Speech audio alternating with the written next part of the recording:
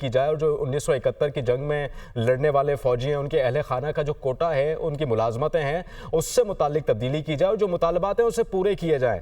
ऐसा क्या हुआ शेख हसीना वाजिद के साथ या उनकी काबीना के साथ कि सुप्रीम कोर्ट का हुक्म ही नहीं माना और इन दी एंड उनको इस्तीफा देना पड़ा और आर्मी चीफ को इंटरफेरेंस करनी पड़ी?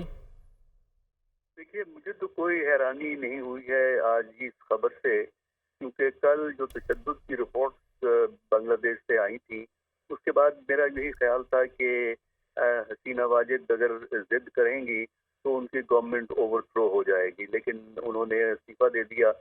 और असल ये जो कोटे का जो इशू था, जिसे सुप्रीम कोर्ट ने अभी रिसेंटली सेट असाइड किया था, तो बहुत थोड़ा सा रखा था, बाकी बेशतर को उड़ा दिया था उन्होंने। वो एक इमीडिएट कॉज बनी।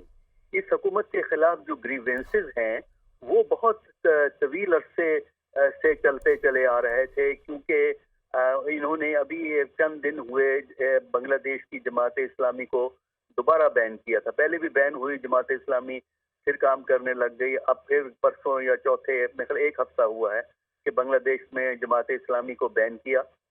उसके अलावा बांग्लादेश नेशनलिस्ट पार्टी जो मेन अपोजिशन पार्टी है, उसकी लीडर खालिदा जिया सख्त बीमार है और जेल में है, और वो एक तवील अरसे से जेल में है। उनके बेटे जो हैं वो मुल्क से बाहर हैं, क्योंकि वो अगर आएंगे तो वो भी गिरफ्तार कर रहे थे। और ये भी ख्याल रखना चाहिए कि जनवरी में इलेक्शन हुआ जिसका अपोजिशन ने बाइकाट किया, बांग्लादेश नेशनलिस्ट पार्टी और दूसरी पार्टियों ने, और ये इलेक्शन जीती। और उस इलेक्शन के बारे में शदीद शकूक का इजहार बांग्लादेश में किया गया। और आप इस चीज को भी देखें कि उन्होंने तकरीबन 75% के करीब सीटें उस इलेक्शन में जीती जनवरी के अंदर, और ठीक अब है। अगस्त में हैं, जनवरी और अगस्त में। हसन अस्करी साहब, आप साथ ही रहिएगा, आपका मौक़िफ़ इस वक्त उस मुतालिक आ गया है, इससे मुतालिक आपसे मज़ीद बात करूँ।